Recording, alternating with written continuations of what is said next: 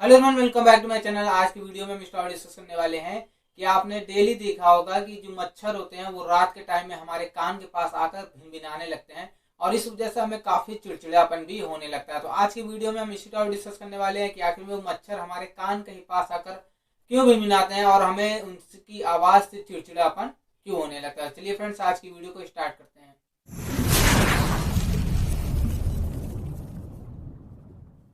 तो friends, reality कुछ और होती है। वास्तव में क्या होता है कि जो मच्छर होते हैं उनके पंख जो है बहुत ही ज्यादा छोटे मात्रा में होते हैं। इसलिए क्या होता है कि उन्हें उड़ने के लिए लगातार अपने पंख को हिलाते रहना पड़ता है। तो जब वो पंख को अपने लगातार हिलाते हुए उड़ते हैं तो उन्हीं पंखों से छोटी मात्रा में आवाज निकलती है और जब वे मच्छर जो है उड़ते हुए हमारे कान के पास आते हैं तो वह आवाज हमें सुनाई देने लगती है। लेकिन वह जब भी उड़ते रहते हैं तब उनके पंख से यही फुसफुसाहट की आवाज आती रहती है, लेकिन वह आवाज इतनी धीमी होती है कि हम उसे सुन नहीं पाते और जब वो हमारे कान के पास आते हैं तभी हम उन्हें सुन पाते हैं। इसी तरीके से मक्खी और भी जो जितने भी कीड़े मकोड़े होते हैं उनके पंख जो उड़ते हैं उनके पंख बहुत छोटे छोटे होते हैं, लेकिन उससे आवाज जो है प्रोड्यूस होती है, लेकिन वो आवाज बहुत धीमी रहती है। इसी वजह से क्या होता है वो आवाज हमें सुनाई नहीं देती है। लेकिन आपने इस बात को कभी ऑब्जर्व किया होगा कि यदि आप किसी शांत जगह पर बैठे हैं और वहां अगर मच्छर आपसे थोड़ी दूरी पर वो उड़ता रहता है तो उसकी आवाज आपको फुसफुसाहट से सुनाई देती है। तो यही होता है, वो जो मच्छर होते हैं वो अपने पंख को लगातार हिलाते हुए उड़ते हैं। इसी वजह से उनकी आवाज जो रहती है वही हमारे कान के पास आने पर, जब वो मच्छर उड़ता हुआ हमारे कान के पास आता है तभी हमें वो आवाज सुनाई देती है।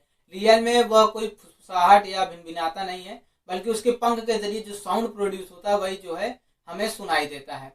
अब यहाँ पर दूसरी बात आ जाती है कि उसकी जो आवाज रहती है, जो साउंड रहता है, उससे हमारे मन जो है चिड़चिड़ापन हो जाता है उसकी आवाज को सुनते हुए। ऐसा इस वजह से होता है ना, क्योंकि उसके जो वाइब्रेशन से जो उसके पंख फड़फड़ाते उससे जो साउंड प्रोड्यूस होता है वो भले ही कम फ्रिक्वेंसी का साउंड होता है, लेकिन वो बहुत ही ज्यादा एक्टिव साउंड होता है। उस साउंड की वजह से क्या होता है, हमारे कान के जो पर्दे हैं वो इफेक्टेड होते हैं और जब वो मच्छर जो है ज्यादा पास आकर हमारे कान के पास भिनभिनाने लगता है तो इस वजह से क्या होता है, उसके पंख से जो साउंड प्रोड्यूस होता है वो डायरेक्ट जो है हमारे माइंड को भी इफेक्ट करता है। माइंड को इस तरीके से इफेक्ट करता है कि हमारी माइंड से जो है, जो हमारी त्वचा की सेंस ऑर्गन जो अटैच है, जिससे हमें जो किसी चीज का आभास होता है कि कोई चीज गर्म है ठंडी है, जो सेंस ऑर्गन की वजह से हमारे माइंड को इन्फॉर्मेशन मिलता है वह ज्यादा इफेक्टेड होता है इस साउंड की वजह से। ये साउंड कम फ्रीक्वेंसी का होता है लेकिन बहुत ही ज्यादा इफेक्टेड होता है। तो मच्छर ज्यादा पास आपके कान के पास आकर भिनभिनाता है तो इससे आपकी माइंड को ज्यादा इफेक्ट पड़ता है। वो जो आपकी टच करने की जो क्षमता होती है, वो जो तंत्रिकाएं जो इन्फॉर्मेशन माइंड पास ले जाती है, वो ज्यादा इन्फॉर्मेशन इफेक्टेड होने लगती है।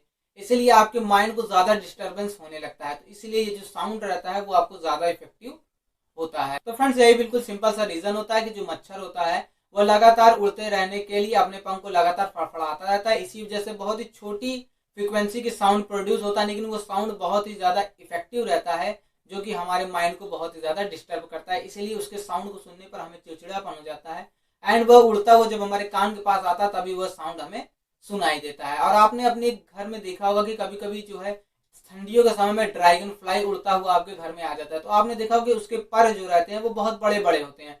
तो उसका पर जो बड़ा होता है, इस वजह से जब वो उड़ता है तो बहुत दूर से ही हमें उसकी आवाज जो है सुनाई देने लगती है। यानी हमारे से वह 2 या 3 मीटर दूर रहता है तब भी हमें उसकी आवाज सुनाई देती है। उसकी भी आवाज बिल्कुल इसी तरीके के पंख फड़फड़ाने की रहती है, भिन भिन की आवाज रहती है जो कि हमें सुनाई देती है। तो यहाँ पर वही रीजन होता है, पंख जितना बड़ा रहेगा उतनी जल्दी साउंड प्रोड्यूस होता है। तो रियल में जो मच्छर होता है वो भी जो है अपने पंख को फड़फड़ाता रहता है, इसी वजह से उसके पंखों से एक छोटी सी फ्रिक्वेंसी की साउंड प्रोड्यूस होता है और वही जब उड़ता हुआ हमारे कान के पास आता है तो वह साउंड हमें सुनाई देता है। और ये साउंड जो होता है वो हमारे माइंड को ज्यादा इफेक्ट करता है, क्योंकि जो स्पर्श करने की तंत्रिकाएं जो काम करती हैं माइंड के साथ वो ज्यादा इफेक्टिव हो जाती हैं। तो आई होप फ्रेंड्स, आज की वीडियो में आप इस टॉपिक को काफी अच्छे तरीके से समझ गए होंगे। मिलते हैं आपसे जल्दी नेक्स्ट वीडियो में और दूसरे अमेजिंग इंटरेस्टिंग टॉपिक के साथ। इसी तरीके के अमेजिंग वीडियोस के लिए हमारे चैनल को जरूर सब्सक्राइब कर लीजिएगा। Thank you so much for watching.